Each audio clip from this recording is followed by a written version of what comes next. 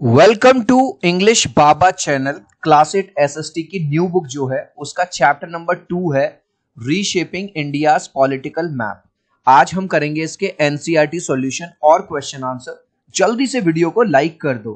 आई hope children आपने video को like कर दिया है और अभी तक चैनल को सब्सक्राइब नहीं किया तो सब्सक्राइब कर दो सो दैट आपको हमारे सारे अपडेट्स मिलते रहे। चिल्ड्रन स्टार्टिंग में जो हम क्वेश्चंस कर रहे हैं वो बिग क्वेश्चंस हैं, जो 3 क्वेश्चंस दिए हुए हैं।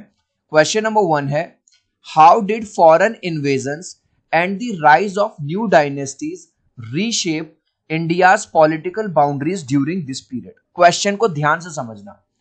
जो भारत पे बार बार आक्रमण हो रहा था, इन्वेजन का मतलब अटैक कर रहे थे बाहर के राजा, बाहर के रूलर, और जब वो भारत पे आते थे तो उससे भारत में क्या क्या चेंजेस आ रहे थे। डायनेस्टीज का मतलब होता है जैसे बाबर था, बाबर के बाद उसका बेटा हुमायूं, हुमायूं के बाद अकबर, अकबर के बाद इस तरह से।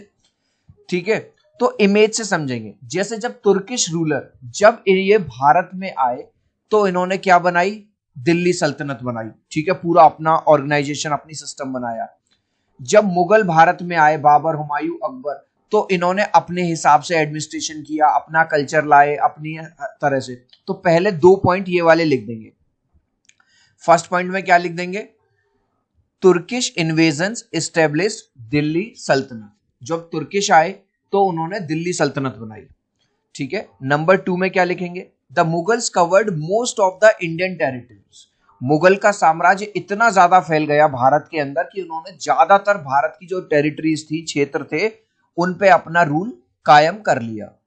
और तीसरा और जो लास्ट है, जो छोटे छोटे किंगडम्स थे कुछ, जैसे विजयनगर एम्पायर था, बहामनी किंगडम था, ठीक है, राजपूत स्टेट्स थे, यहाँ पे भी थोड़ा सा ये लोग अपने हिसाब से, अपने जैसे हर क्लास में होता है ना, एक क्लास का अलग क्लास टीचर है, यहाँ का अलग क्लास टीचर है, तो ये अपने हिसाब से क्लास को मैनेज करेंगे, यहाँ की क्लास टीचर ऐसे, ये सब थोड़ा थोड़ा अपने अपने एरिया को देखते थे। तो यहाँ पे थर्ड में क्या लिख देंगे, regional kingdoms like Vijayanagara empire, Bahmani sultanate and Rajput states emerge. तो जो रीजनल एम्पायर थे वहां पर अपनी अपना अपना कल्चर अपने हिसाब से वो देखते थे। ठीक है, तो इस तरह से अगर आप पॉइंट में एग्जाम्स में लिखोगे तो आपको फुल मार्क्स मिलेंगे। और ये वाले जो बात है स्टार्टिंग वाली, ये पूरी मैंने क्वेश्चन से लिखी है। Foreign invasions and the rise of new dynasties reshape India's political boundaries in following वे, यानी कि पूरा क्वेश्चन से ये 3 पॉइंट आप लिख देंगे। Next, how did Indian society respond to invasions. ये जो आक्रमण हो रहे थे, नए नए रूलर आ रहे थे, जो भारत के लोग थे, भारत की सोसाइटी, वो कैसे रेस्पॉन्ड कर रहे थे, इसको इमेज से समझो। चिल्ड्रन, जैसे मान के चलो आपके स्कूल में किसी न्यू सब्जेक्ट का टीचर आया, तो हो सकता है कुछ बच्चों को वो बहुत पसंद आए, हो सकता है कुछ बच्चों को वो बिल्कुल ना पसंद आए। तो ऐसे ही इंडियन सोसाइटी का भी रेस्पॉन्स कैसा था, मिक्स्ड था। कुछ लोग ढल जा रहे थे और कुछ लोग उसके अगेंस्ट में थे, यानी विरोध कर रहे थे। तो सबसे पहले आप आंसर में ये वाली बात लिख देंगे। क्या लिखेंगे आप आंसर में, Indian society responded in a mixed way, मतलब मिला जुला था सबका। ऐसा नहीं कि सब ने पसंद कर लिया, ऐसा नहीं है सब ने नकार दिया। कुछ लोग पसंद कर रहे थे, कुछ लोग नापसंद कर रहे थे। सम एडेप्टेड वाइल सम रेजिस्टेड, कुछ लोगों ने अडॉप्ट कर लिया, मतलब ठीक है भाई जो है चलो बढ़िया है, और कुछ लोगों ने उस चीज का विरोध किया। अब इस क्वेश्चन के अंदर एक क्वेश्चन और पूछ रहा है, how did India's economy adapt during times of political instability. Political instability का मतलब आता है पहले ये राजा आया, कोई दूसरा राजा पुराने राजा को हरा दिया, अब ये बन गया, फिर कोई दूसरा बन गया। तो इस तरह से पॉलिटिकल इंस्टेबिलिटी कैसे मैनेज रही, ध्यान से हम यहाँ पे समझेंगे। चिल्ड्रन, हमारा जो एग्रीकल्चर है, आपको पता है भारत एक एग्रीकल्चरल कंट्री है, इसने हमारी इकोनॉमी को, इकोनॉमी मतलब एक तरह से पैसे के फ्लो को बनाए रखा, इवन उस टाइम पे भी जब पॉलिटिकल इंस्टेबिलिटी बन रही थी, बार बार युद्ध हो रहे थे। इस चीज ने भारत की बहुत हेल्प करी। ठीक है, तो सेकंड पॉइंट में आप क्या लिख देंगे, agricultural kept India's economy stable, यानी कि भारत की इकोनॉमी को स्टेबल रखा खेती बाड़ी ने, एग्रीकल्चर में। एक लास्ट पॉइंट और लिखेंगे। चिल्ड्रन, जब भी कोई नया रूलर, नया राजा आता था तो वो अपने हिसाब से एडमिनिस्ट्रेशन करता था।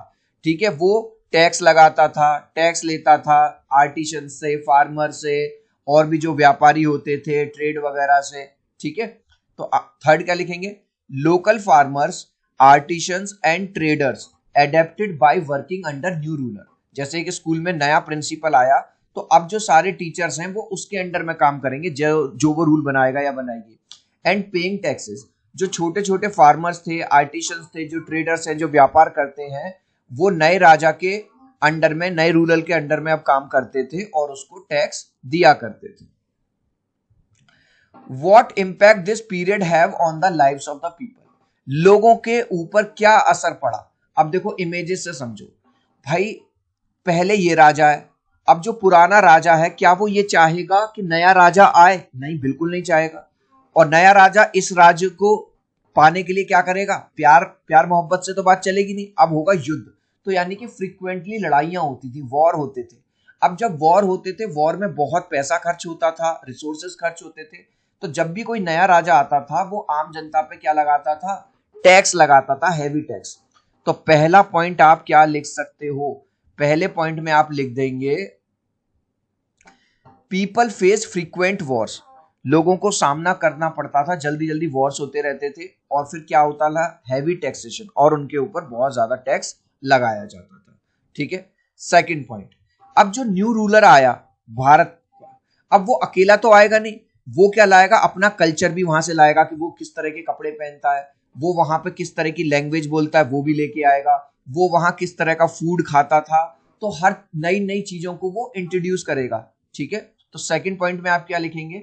New culture, languages, food and art entered. भाई जब नया राजा आएगा तो पूरा उसका शाही फरमान, ये खाना, किस तरह का वो कपड़े पहनता, सब चीज आएंगी। और ये वाली बात हमने देखो अभी के अभी यहां लिखी थी, इस वाले पॉइंट में, local farmers, artisans and traders adapted by working under new rulers के अंडर में काम करते थे और टैक्स देते थे। एज इट इज ये वाला पॉइंट इसमें भी हम लिख देंगे। Farmers, artisan and traders face difficulties during instability but later on adapted to new ruler. जब भी एक नया राजा आता था तो पुराने लोगों को परेशानियां होती थी, ठीक है, स्टार्टिंग में, लेकिन बाद में चल के वो उनके अंडर में काम करने लग जाते थे और उनको टैक्स वगैरह देते थे। अब है चिल्ड्रन पेज नंबर 59 पे जो क्वेश्चंस हैं। क्वेश्चन नंबर 1 है, compare the political strategies of Delhi सल्तनत and Mughal.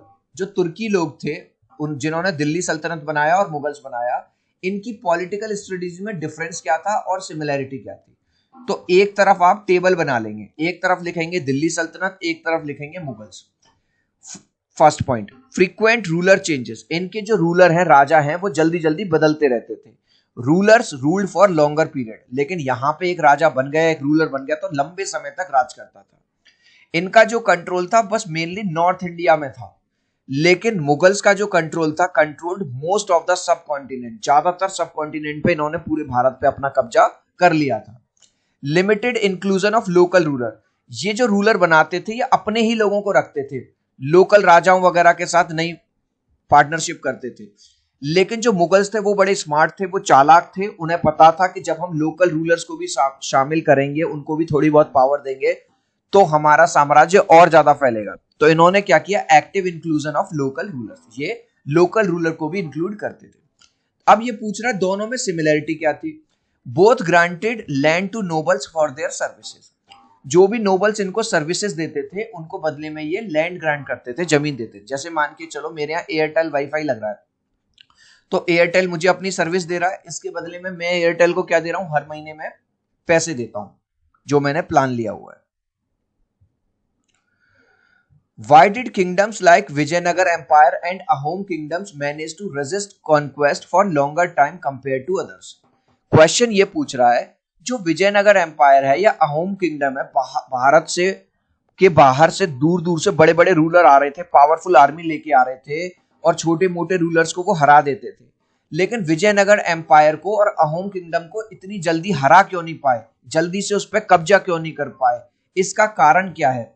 What geographical, military and social factors contributed to the success? वहां के क्या ज्योग्राफिकल कैरेक्टर्स थे, क्या मिलिट्री थी और क्या सोशल। तो चिल्ड्रन, अगर मैं बात करूं विजयनगर एम्पायर की, इस इमेज में देखिए, और अहोम किंगडम्स की आप इस इमेज में देखिए, इन दोनों को ही ज्योग्राफी का बड़ा फायदा मिल रहा था। जैसे अहोम किंगडम क्या था? पूरा एक रिवर बड़ा सा, देख रहे हो, ये पानी पानी है। अब कोई राजा इस वाले महल पे अटैक करने आएगा तो बताओ कहां से आएगा? उस टाइम पे एरोप्लेन तो थे नहीं कि हवा से अटैक कर देगा, ऊपर से आ जाएगा। ठीक है भाई, यहां से आएगा। पहली बात तो यहाँ पे आर्मी का आना बड़ा मुश्किल है। चलो आएगा भी शिप वगैरह में तो ये लोग पहले से ही तैयार हो जाएंगे, पहले से ही तोप गोले मार देंगे, तो इसलिए आसानी था। और सेम अगर हम बात करें अहोम किंगडम, ये बहुत माउंटेन वाला एरिया था और डेंस फॉरेस्ट था। अब जो लोग डेंस फॉरेस्ट में रहते आए हैं 100-150 सालों से, उनको तो यहाँ के रास्ते पता है, लेकिन बाहर से अगर कोई राजा आएगा तो उसको पता ही नहीं है, वो भाई भूल भुलैया में खो जाएगा, मतलब इजी नहीं है उसके लिए। ठीक है, तो पहला पॉइंट आप क्या लिख देंगे? पहले पॉइंट में इन्होंने 3 आपसे पॉइंट पूछे हैं, ज्योग्राफिकल, मिलिट्री और सोशल। तो ज्योग्राफिकल फैक्टर्स क्या है? Both the Vijayanagar empire and Ahom kingdom, यहां पे आएगा were protected, were PROTECT, protected by, protect किए गए थे रिवर से, स्ट्रॉन्ग वॉल ऑफ फोर्ट से एंड फॉरेस्ट से। चाहे विजयनगर एम्पायर हो या अहोम किंगडम हो, देख लो रिवर से प्रोटेक्टेड है, ये डेंस फॉरेस्ट से प्रोटेक्टेड है, और इसके साथ साथ जो महल बनाए गए हैं वो बहुत मोटी दीवार बनाई गई थी। अब बात करते हैं दूसरे फैक्टर की, यानी कि मिलिट्री की। ऐसा नहीं है कि बस इन्होंने रिवर और उसकी वजह से बचे, इनका जो मिलिट्री था भाई साहब एक नंबर, मतलब सोल्जर इतने, मतलब कर्रे सोल्जर थे, इतने स्किल्ड सोल्जर थे कि सामने वाले को मतलब धूल चटा दें। तो इनकी आर्मी बहुत स्ट्रांग थी। तो सेकंड पॉइंट में आप क्या लिख देंगे मिलिट्री फैक्टर्स में? बोथ हैड स्ट्रांग मिलिट्री, दोनों के पास स्ट्रांग मिलिट्री थी। स्किल्ड एंड डिवोटेड सोल्जर्स थे, जो सोल्जर हैं वो डिवोटेड थे अपने राजा के लिए। और तीसरी बात जो बहुत बड़ी बात है, social factor, both had loyal population who supported their rulers. कई बार हम इतिहास में देखते हैं कि अपने ही आदमी ने 2 पैसे के लिए दगा कर दिया, लेकिन दोनों के पास जो पॉपुलेशन थी वो पूरी तरह से अपने किंगडम और अपने रूलर के लिए समर्पित थी। उन्होंने कभी दगाबाजी नहीं करी कि हमें कुछ मिल जाए तो दूसरे राजा की हम हेल्प कर दें, नहीं। गाइस, अगर वीडियो से आपको वैल्यू मिल रही है, क्वेश्चन पढ़ते ही अगर आपको याद हो रहा है, तो आपका कुछ नहीं जाएगा। मैं आपसे भाई लाइक के लिए रिक्वेस्ट करूंगा, 3 तक काउंट करूंगा गाइस, एक लाइक कर देना, 1 2 3। आई होप चिल्ड्रन आपने वीडियो को लाइक कर दिया है, चैनल को सब्सक्राइब कर दिया है। Thank you guys. Next question देखिए, imagine you are a scholar in the court of Akbar or Krishnadevaraya. आप मान के चलो अकबर के दरबार में एक स्कॉलर हो। स्कॉलर कौन होते हैं? जो राजा महाराजा होते हैं, ये नहीं है अपने फुल डिसीजन खुद ही ले लेते हैं, इनके पास भी एक सलाहकारों की एक टीम होती है। तो अकबर के पास भी थी। Write a letter to friend describing the politics, trade, culture and society you are witnessing. तो आप मान के चलो ये राजा बैठा हुआ, इनमें से एक स्कॉलर आप हो। आप अपने दोस्त को एक पत्र लिखिए, लेटर लिखिए, जिसमें बताइए कि यहाँ पे पॉलिटिक्स कैसी है, ट्रेड कैसी है, कल्चर कैसी है। तो एक छोटा सा लेटर हमने यहाँ लिख दिया। आंसर है अकबर्स कोर्ट स्कॉलर। अकबर के कोर्ट का स्कॉलर हूं मैं। तो मैंने अपने दोस्त को लिखिया, dear friend, greetings from the magnificent court of emperor Akbar. आपको अकबर के कोर्ट से मैं सलाम करता हूं, नमस्ते करता हूं। ठीक है। Here politics is powerful and wise. हमारी जो पॉलिटिक्स है वो पावरफुल भी और वाइज भी है। The emperor listens to all. और जो हमारा राजा है वो सबकी बात सुनता है, हिंदुओं की भी सुनता है, मुस्लिम्स की भी, जेंट्स भी। एंड हैज बिल्ट अ इबादत खाना for debate.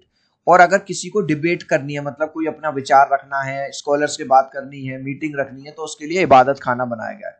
Trade is flourishing. हर कुछ इतना अच्छा है, हमारा जो व्यापार है, ट्रेड का मतलब व्यापार, बिजनेस जो है बढ़ रहा है।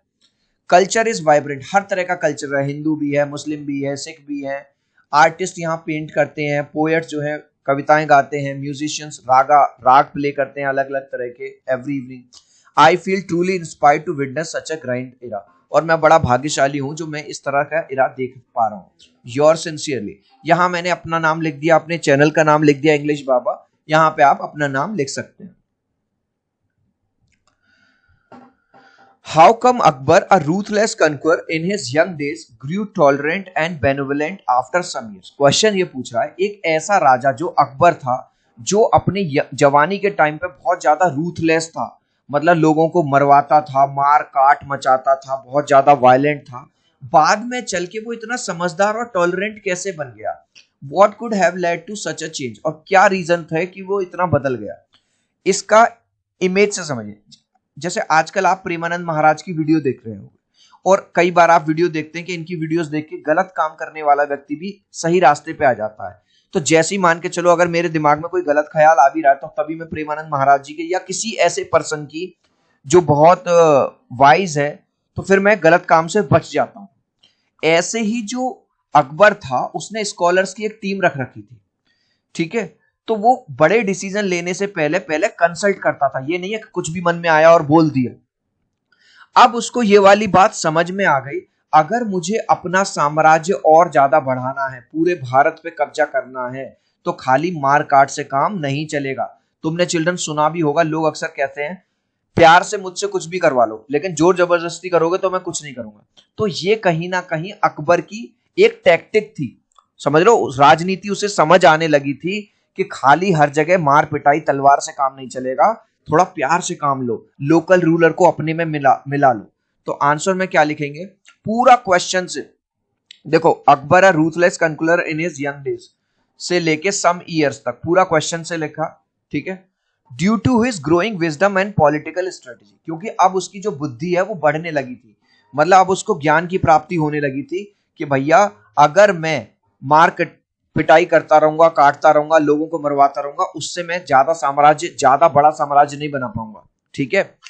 एज हिज एम्पायर एक्सपेंडेड, जैसे जैसे उसका साम्राज्य बड़ा होता गया, he realise that unity and stability required cooperation, कि अब मुझे यूनिटी की जरूरत है, मतलब लोगों के साथ में ऐसा व्यवहार करूं कि लोग मुझे अपना असली राजा मानने लग जाएं, और तभी मेरे राज्य में क्या बनेगी, स्टेबिलिटी बनेगी, नहीं तो कोई दूसरा राजा आएगा और ये जो पब्लिक है उसके साथ मिल जाएगी, ठीक है। नॉट जस्ट फोर्स, खाली फोर्स से काम नहीं चलेगा, मतलब मार पिटाई से काम नहीं चलेगा। What might have happened if the Vijayanagar Empire had won the Battle of Talikota? Children, Talikota का जो बैटल हुआ था, युद्ध हुआ था, उसमें विजयनगर एम्पायर हार गया था। क्वेश्चन आपसे ये पूछ रहा, अगर वो ना हारता विजयनगर एम्पायर तो क्या होता, इमेजिन एंड डिस्क्राइब। तो ये होता, विजयनगर एम्पायर का जो एक फेम है, जो प्रसिद्धि है, पॉपुलैरिटी है, वो और ज्यादा फैलती, ठीक है।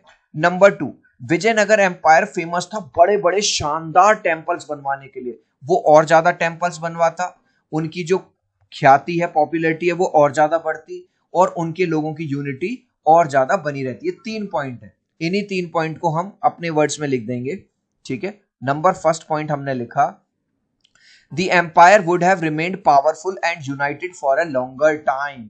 अगर विजयनगर एम्पायर अगर तालीकोटा का युद्ध ना हारता, जीत जाता, तो उनका जो एम्पायर है और ज्यादा पावरफुल बना रहता और लंबे समय के लिए। चिल्ड्रन, जब भी कोई राजा राज करेगा तो वो उसके पास व्यापारी आते हैं, ट्रेड होता है, व्यापार होता है, दूर दूर से मर्चेंट आते हैं, तो ट्रेड क्या होता, और ज्यादा बढ़ता, ट्रेडिंग बढ़ती, व्यापार बढ़ता। तो नंबर 2, ट्रेड वुड फ्लरिश। और अभी हमने थर्ड पॉइंट देखा, इनकी एक और खास बात थी कि ये क्या करवाते थे, बड़े बड़े मंदिर बनवाते थे, बहुत शानदार, और ज्यादा ये मंदिर बनवाते। Magnificent temples, art and architecture would have grown further, और ज्यादा बढ़ जाते। और ये वाला पॉइंट स्टार्टिंग वाला पूरा क्वेश्चन से लिखा है मैंने, if the Vijayanagar empire had won the battle of Talikota following things would have happened, ये चीजें होती। Many values promoted by early Sikhism, including equality, सेवा and justice, remain relevant today. Sikhism की जो वैल्यूज थी, इक्वालिटी, सेवा, जस्टिस, वो आज भी मानी जाती हैं। सिलेक्ट वन ऑफ द, इनमें से किसी एक वैल्यू को उठाओ और डिस्कस करो कि ये आज के कंटेम्प्रेरी सोसाइटी में कैसे लागू होती है। चिल्ड्रन, गुरु नानक देव साहब ने एक बात कही कि भैया हिंदू हो या मुस्लिम हो, आदमी इंसान इंसान होता है, काला हो या गोरा हो, हाई कास्ट हो या लो कास्ट हो, गरीब हो या अमीर हो, सब क्या हैं, सब बराबर हैं। तो आज आप देखो हमारे कॉन्स्टिट्यूशन में, हमारे संविधान में, चाहे कोई रिक्शे वाला हो या सलमान खान हो या अंबानी हो, सब हमारे कॉन्स्टिट्यूशन के सामने क्या है, बराबर हैं। तो जो सिखिज्म की जो वैल्यू है वो इतनी शानदार है, वो इतनी अच्छी है कि आज भी वो हमारे हर जगह पूरे भारत में फॉलो हो रही है। तो हमने कौन सी, I choose the value of equality, मैंने इक्वालिटी की चूज करता हूं इसमें से। Sikhism taught that humans are equal no matter their caste, religion और जेंडर। सिखिज्म ने क्या बताया कि भैया हर इंसान बराबर है, चाहे वो किसी भी कास्ट का हो, किसी भी धर्म का हो, चाहे वो लड़का हो या लड़की हो। Even today in our constitution everyone is regarded equal. आज भी हमारे संविधान में भी ये वाली बात कही गई है कि हर कोई बराबर है, चाहे उसकी कुछ भी कास्ट हो, कुछ भी उसका धर्म हो या कोई भी उसका जेंडर हो। Imagine you are a trader in port city. आप पोर्ट सिटी सूरत में एक ट्रेडर हो। ट्रेडर क्या होते हैं? व्यापारी। अब यहाँ पे पोर्ट पे क्या आते हैं? अलग अलग कंट्री से शिप आते हैं। जो हमारे पास ज्यादा होता है वो हम वहां एक्सपोर्ट करते हैं, जो उनके पास ज्यादा है वो यहाँ इंपोर्ट करते हैं। तो describe the scenes you see as regard goods people you trade with. जो सीन आप यहाँ पे देखते हो, किस तरह के लोग आते हैं, किस तरह का सामान उतरता है, जहाजों में चढ़ता है, उसके बारे में आप बताते हो। तो यहाँ पे हम लिखेंगे एज अ ट्रेडर इन सूरत। मैं सूरत का एक ट्रेडर हूं। I see port filled with ships from Arabia, Persia and Europe. मैं शिप्स देखता हूं, जहाज देखता हूं। कहां से? अरेबिया से, पर्सिया से। देख रहे हो अलग अलग कंट्री से जहाज आ रहे हैं यहाँ पे। I see workers unloading spices, textiles and precious stones. मैं देखता हूं कि जो माल आता है दूसरे कंट्रीज से वो अनलोड होता है, मतलब उसमें से सामान उतरता है, चाहे स्पाइसेस, तरह तरह के मसाले हो, या टेक्सटाइल कपड़ा हो, या ज्वेलरी वगैरह हो। While others load goods like cotton, Indigo and sugar. और कुछ में सामान भरा जाता है, जैसे कि कॉटन जाता है, इंडिगो जाता है, शुगर जाता है हमारे यहाँ से। आउटगोइंग वेसल्स, वेसल्स का मतलब इन जहाजों में। The constant movement of people and goods make the city vibrant and alive. लोगों का आना जाना लगा रहता है जहाजों का, जिससे पूरा जो सिटी है वो वाइब्रेंट और अलाइव बन जाता है। इस लास्ट क्वेश्चन का आंसर आप मुझे दोगे कमेंट सेक्शन में। देखूंगा कितने बच्चे राइट आंसर देंगे। Dash a ruthless conqueror in his young days. ऐसा एक राजा, ऐसा एक रूलर जो बहुत ज्यादा मार काट करता था, मरवाता था लोगों को अपने यंग डेज में, बाद में चल के बड़ा टॉलरेंट हो गया, बड़ा काइंड भी हो गया।